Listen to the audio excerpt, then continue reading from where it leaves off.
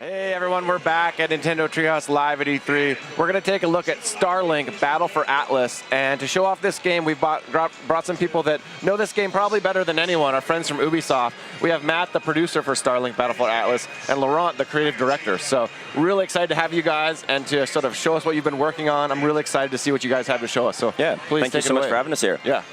So Starlink Battle for Atlas is an open-world action-adventure game that's going to take you 400 light years away from Earth to the Atlas star system. And it follows the journey of a team called the Starlink Initiative who are blasting off there. And it features this really, really cool modular starship where every single piece that you put on instantly appears in-game and lets you adapt and reconfigure your abilities on the fly to take on any challenge. It's so cool. I'm so excited. So basically the game is based around this idea of a modular starship. So you can see here I got my Joy-Con on my Starlink mount, and the first thing you're going to want to do is plug in a character. So all of them have different abilities. So right here I'm going to take Mason Rana, who is in our story is the inventor of the Starlink technology. And you can slide him in, and as soon as you link it there, you can see it getting ready into action on the screen. And so the next thing that you're going to do is equip yourself with a starship. So they all belong to like different classes. This one belongs to like a high performance class, so it allows you to be extremely agile. So I'm going to connect it right now. And you can see it appears instantly in the game. I'm going to plug in some wings. Yeah, probably need some wings. Look, I love that.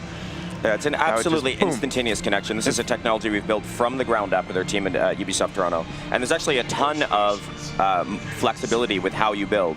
You can see, Laurent, you can take parts off, you can stack parts, you can reverse parts. Anything you build will be instantly recreated in-game. And not only does that change the appearance of your ship, that's also going to change your abilities and your stats and how your ship works in the game. So the next thing to do after you build your starship is to link some weapons. So we're going to start with this Gatling here. It's a great medium range, high rate of fire weapon, and we're going to continue with the Frost Barrage here. Frost Barrage is great. You can deliver a series of homing missiles to our target, so that's pretty cool. So you're in the Atlas star system now, and you can go pretty much anywhere, but right now we are on a mission to track down a big unit from the Forgotten Legion, the enemy of the game, that we call the Legion Prime. So we don't know the location of the Prime, but we know that it just planted a big extractor on this planet, and it's destroying this planet. So we gotta destroy that extractor tower to be able to locate the Prime.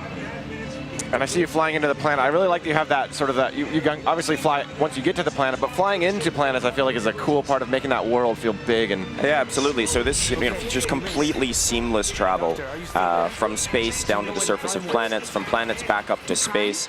And there's tons of things to discover in space as well. You know, different points of interest and derelict spaceships and outlaw hideouts, all sorts of cool, fun things to discover. I don't know if it'll work, but the extractor it planted, you need to go there. And these planets are actually real, spherical, circumnavigable planets. So Laurent's currently landed on the night side of Sonatas, but he could fly completely around this sphere, go to the day side, discover different secrets and history and puzzles. These are absolutely massive open worlds. Yeah, they look like vibrant ecosystems. I'm seeing foliage, I'm seeing some creatures running around. Oh yeah, absolutely. Each has its own unique flora and fauna. There's different factions that you can ally with, and you can actually, collect. So, for instance, the animals that you're seeing, you could go scan them, take DNA samples, and take that to the local scientist faction called the Expedition, who will help use that to craft mods to upgrade all of your gear. That's really cool. So right now I'm entering the electrical storm that is caused by this extractor tower. So we're going to land on the ground at any time. So you can fly in the game, of course, but at any time you can land and transition to skimming mode like this. This tower is protected by those Cyclopes from the Legion, so let's try to take them down.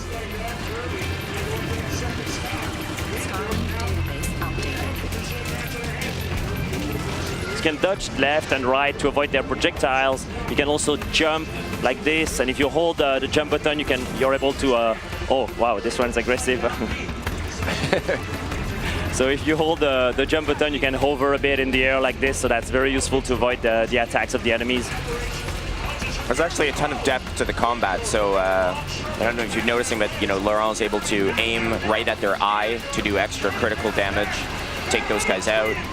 You have a shield, and if you time that shield just right, you can use that to parry their attacks as they come in, reflect them back at them. So it's one of those kind of things that's easy to learn and easy to get in, really accessible controls, but there's a ton of depth there to master. That's really cool. So right now I'm trying to take down this extractor node to get access to the main weak point of this extractor tower. So there it is. But the Forgotten Legion are trying to protect themselves, so I got to avoid their attack while taking down their buildings. And the ship that Laurent's in right now is called Pulse, and this is, as Laurent mentioned, it's kind of a performance ship. It's really, really fast. It's really agile, but it doesn't have a ton of armor. So this is depending on your play style, your choice of which ship, which wings, which weapons you're using, will constantly evolve into something people experiment with and find kind of their preference. And I imagine you might even want to switch out sort of different things depending on what enemy you're facing or what situation you're in. Absolutely, yeah. So here, for example, I can decide to switch at any time my Frost Barrage for my Levitator. And Levitator is a great weapon. It will put the enemies in a state of stasis, so it will make them float around. It's also very, very useful against enemies like this Ice Cyclops, because it can make them float, and then they're not attacking me, so I can finish them off while they're in the air. I love that you just switched out that weapon in real time. It's almost like, I mean, you're the pilot as a player in this game, but you're almost also like the engineer that's like lurking in the bottom of the spaceship, switching out the weapons or the wings or changing the weight. Like, you don't usually get to play that role, I guess, and do it manually. And certainly, it's almost unprecedented to have that kind of ship customization in real time in the middle of combat, right? Like anything you can think of, you can experiment and try that out right away. So right now I just used my pilot ability. So Mason Rana can trigger an orbital strike from the Equinox, the mothership of the Starlink initiative. So that's been very effective against this tower. Now, let me see. The prime is... There! Quickly, before it plants more. And so when you destroy towers like this, the storm will clear out, and you'll be able to take away this extractor core, and later on in the game to trade it for Nova, a very rare resource that will be useful for you to build your alliance. So I want to show you a different ship. So we just finished the extractor. Okay. We're going to go after the prime, but let's reconfigure a bit and link a new ship. So you can, at any time, you can remove your starship like this. And I love seeing all these starships just laid out in front of us. It's so cool. Yeah, totally. And we can switch pilots. So I'm going to equip a Judge or alien robot from the Starlink initiative. And I'm going to link it. So Judge is actually a gaseous form alien, as you just kind of saw zoomed in on his head there. Oh, yeah. And the founder of the Starlink initiative, Victor St. Grand, actually built this containment suit to help him communicate and interact with all of the equipment that they have. And Judge has a super, super powerful pilot ability, which is all geared around slowing down time to give you these windows of opportunity to take out, weak points or take out bosses, or even just gain more control on the battlefield.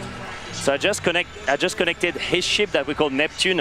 It's a great ship that has a lot of defense. And for the moment, I'm gonna keep my. Actually, I'm gonna switch to my Volcano Gatling. It's a Gatling that is able to also increase the temperature of the enemies and make them weaker after that. So it's gonna be a great combo with my Levitator.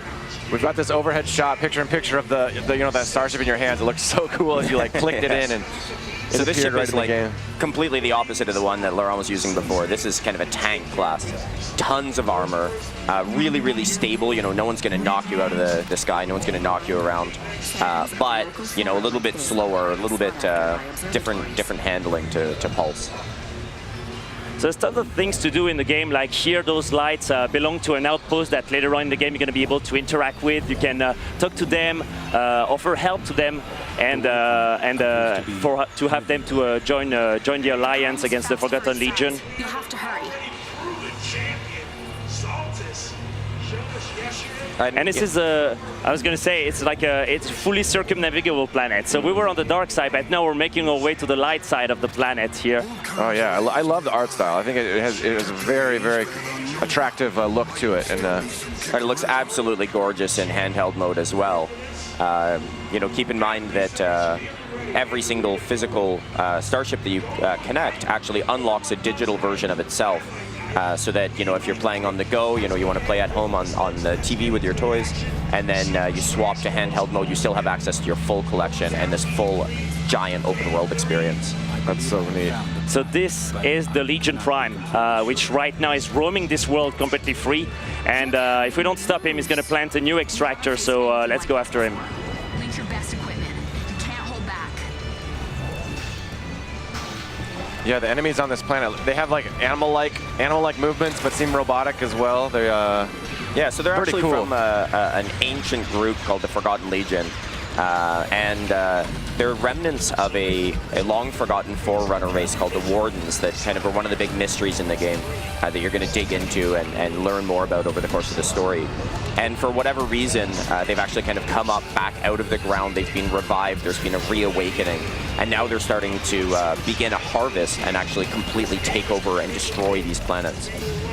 So, you know, not only are you fighting to save Atlas, but, you know, the implications of them completing their mission actually have much bigger effect on the entire galaxy beyond. So I'm going to use my pilot ability there, so Judge can slow down time. So it's great because it gives me more time to take down the main core weak point of this creature right here.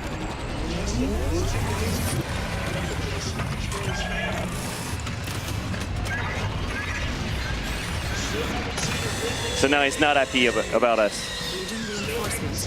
And one of the amazing things about the enemies in Starlink, in fact, not only the enemies, all units and all enemies and allies and creatures, is unlike most traditional open world games, every single enemy, every ally, every animal are always living their lives on every single planet on the game all the time.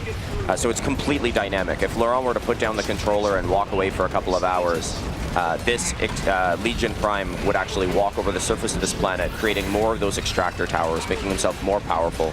And ultimately, you know, that's happening on every planet. So the entire system could become completely infected. If, you know, so you are really the agent of change that can cause the difference there. I find that so interesting because, like, yeah, they're not just waiting for you to show up and like, oh, let's attack you now. They're living out. They have their own objectives and goals, and they're doing their thing. And it's up to you to insert yourself in that storyline. And you can use that to your advantage because, you know, keep in mind it's also your allies. So, you know, if you go down to a planet and, you know, build up tons of defense bases and turrets and alliance, you know, really build that strong alliance. Even when you're not on that planet, they're still fighting back against the Legion for you. You know, they're still taking over and helping save that planet. So right now, the Prime is trying to find what we call an electrum vein. The electrum, it's like a rare mineral that is in abundance in the world of Atlas, and he's going to try to supercharge himself to take me down. So we're going to have to finish him off. It's like the second phase of this combat. So now he's got those corrupted Nova Crystal on his knees, and he can attack me with those powerful lasers.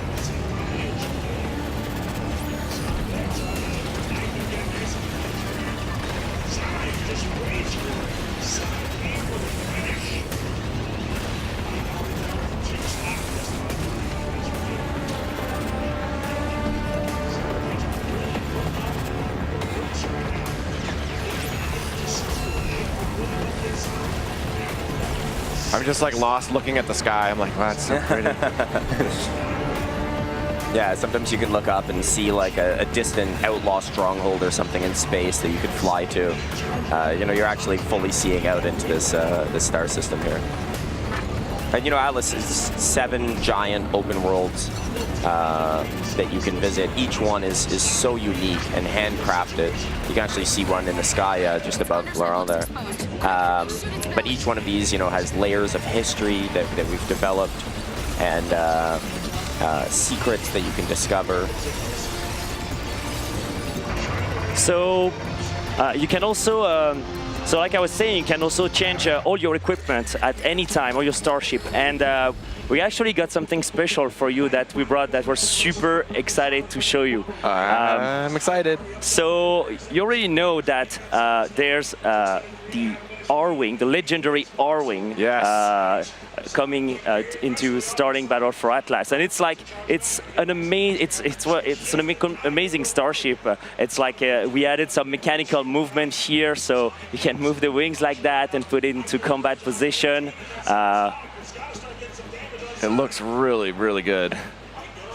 And we also have Fox McCloud, of course, here. And so we wanted to show you something that we haven't shown to anybody yet, which is really what cool. happens when you connect Fox to the game. So let's do this, and let's finish the prime like this. So I'm going to remove Judge here, and I'm going to connect Fox. All right, let's see that game. Ah.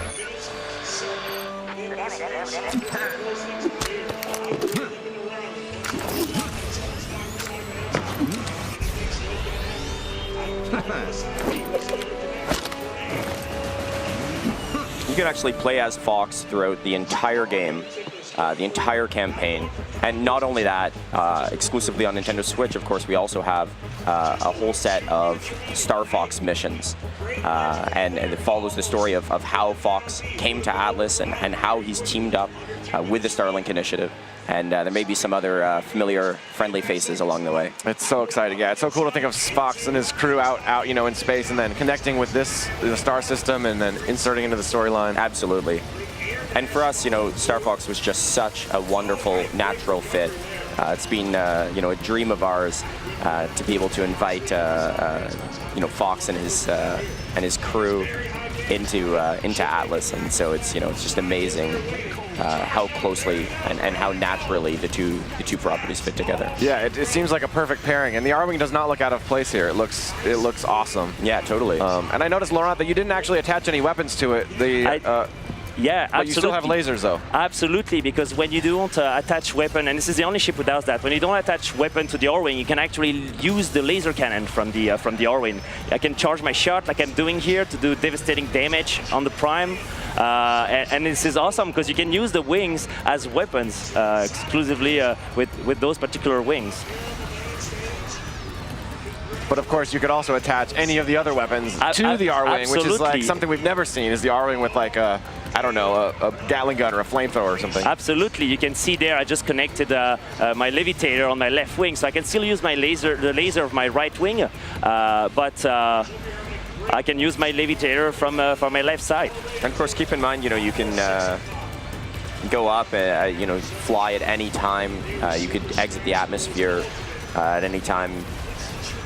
It looks like Laurent's going to finish off this prime. We got it. Nice. I like how Fox swooped in. Yeah, totally. Exactly. Today.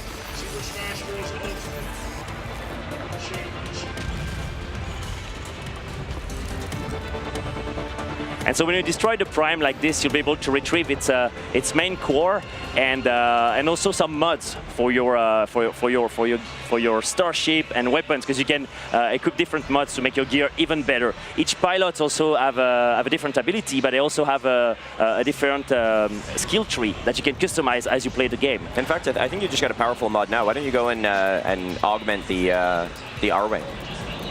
Yeah, absolutely. So let's do that. Let me go in my mod screen here. And this one is giving me 20 plus 20 speed. I can just change it and let's say, for example, plus 35 handling and more speed. So let's take this one. And there's a ton of depth to the RPG progression in Starlink. So each of your ships, has different cores, different armors, boosters. Your weapons, you can swap out the ammo. Your pilots are fully upgradable. And it actually goes way deeper than that. Yeah, and you mentioned all the ships. I mean, switching ships is cool, but switching ships is also important. Like if you lose a mission, you could bring in a new ship, and you kind of need those to progress. Yeah, absolutely. So it's really, really important for us that the entire game is something that you can finish just with the starter pack. You get a ton of content in the starter pack on Nintendo Switch. The starter pack actually comes with the legendary R-Wing. It comes with Fox McCloud. It comes with Mason Rana, who is a pilot that Laurent was using earlier. He's kind of the newest member of the Starlink initiative. It comes with digital versions of some equipment. It also comes with some weapons and things like that. But it also comes with additional digital content. For instance, Mason's ship, Zenith, and the wings for that. So really, it comes with everything. It's going to come with everything you need to sort of have this adventure. But of course, you could get more things, more weapons, more mods. Yeah, totally. So, you know, for sure you can complete the entire game just with a starter pack. You know, there's none of that kind of hard gating of like, oh, there's a blue door, you need the blue spaceship to go through it. But, you know, for us, it's kind of this simplistic deck building element where, you know, we want the more ships that you have and the more parts that you have, the more creative options you have to really customize and build your play style and really make, you know, your dream starship and you know, your play style right fine-tuned to your liking. Yeah, it's a little bit hard to show on camera, but the fun, the feel of clicking these weapons and wings together is something that I've gotten to experience preparing for this segment, and it just has that. It kind of takes me back to being a kid, and I'm like flying around with the ship and attaching different wings. I was putting the R-wings wings on backwards, which looks kind of cool because everything can go either direction. So you can have a flamethrower pointing backwards or something. Absolutely, yeah, and you can even like the R-wing embeds the Starlink technology, so you can remove its wing, flip them if you want. You can, like you were saying, yeah, you can connect like the flamethrower here, and if I fire it now, I connected it backwards, so it will fire backwards. So if some enemies are attacking me from the back, I can use that strategy, or you can put it front like this. And you know, keep in mind, as Laurent showed earlier, you can actually stack parts on parts. So you know, Laurent could add additional wings or swap out the wings. The R-wing, make kind of an extra wide. Yeah, could you show that really quick? I'm not sure if I'm on the way to attack something, but. It's cool when you stack a couple extra things on and yeah, absolutely. For sure. So for example, I can stack those wings here, and they will provide me with more defense. You can see actually that when I'm putting another wing on the ship kind of tilts a bit to take the weight of the piece, and but then correct itself. And this is a pretty wicked looking R-wing actually. Yeah, I like that. So those wings that Laurent just added are armor wings, so those are going to add more defense. Look at that, now it's like a tank. That's awesome. The trade-off is that... do barrel roll! Absolutely, you can do barrel roll with the R-wing, yeah. So the trade-off of adding more parts is that's increasing the weight of your ship in the world, and you know that's going to change a little bit the way that it handles in the game. Oh yeah, and we've paid extra close attention to the details. So the barrel roll works just like it does in Star Fox. That'll deflect projectiles as they're coming in. You know, we're staying really, really true to the look and feel and effect. Yeah, I think the Star Fox integration is something, you know, the voices, if the Star Fox voices sound familiar, it's because it is the same cast as the Star Fox Zero. So you guys really went the extra mile to work with us and to get those characters sounding as authentic as possible. Absolutely. And even your own characters. It seems like you guys put a lot of work into building out a cast of characters. They're all the fully voiced game. Oh yeah. And it feels like a world that's been. This feels like a fully realized world to me. That's just kind of waiting for you to join the game. Yeah, you know, this is really a huge open world experience. We're so happy to bring it to the Nintendo Switch. In this way, and you know, I can't wait. We're only just scratching the surface here of an enormous game. So you know, with full cinematics, a full campaign, you know, all sorts of content, and this incredible dynamic living world that I can't wait for people to get their hands on. You can always, each planet also that we've created or have their own history. We build their history and the mythology, like about what happened on those worlds and the previous civilizations who tried to establish themselves on those worlds. They have their own flora and fauna. So here we can see, we scan these creatures. You can scan any of the creatures and retrieve flora samples as well. And the characters will tell you more about those creatures. I love just this visual of Fox, you know, in this foreign star system, like investigating this crazy creature. You know, up close. Yeah, totally. Yeah, we've got a lot of fun dialogue about that. So we love it too. It's just the first time Fox appeared in the game, we were like kids. Like, I mean, generally we are a bit like kids in the project. We're so excited about like those starships and the combining everything. We often play with those in the office. But when Fox arrived, it was like this magical moment. Yeah, it was cool. I was watching your press conference when you guys announced that Fox was in the game, and it got a really cool reaction. It's really exciting for all of us. You know, we're getting about out of time on this segment, but do you guys have any kind of closing thoughts you'd like to share with the Treehouse Live audience about your game? Well, first of all, thank you so much for having us. It's an amazing moment to be there with you and be able to show this. The game will release on October 16th. You will have, of course, you will be able to. I can't wait for people to put their hands on the R-Wing and play with it and with Fox. But the game also comes with exclusive Star Fox missions, and I can't wait to. We got lots of surprises in store to come. Yes, exactly. Well, thank you guys so much. Laurent, creative director for Starlink Battle for Atlas, Matt, producer. I hope you guys had a good time looking at that game. I'm super excited to get my hands on it. You say get your hands on it about a lot of products, but like this one, literally, you get your hands on it. I mean, it is so cool. Yeah. So thank you guys. And stay tuned. We're going to be right back with some Super Smash Brothers Ultimate and a look at some new items we haven't shown yet. So stay tuned, you guys, and we'll be right back. Thanks.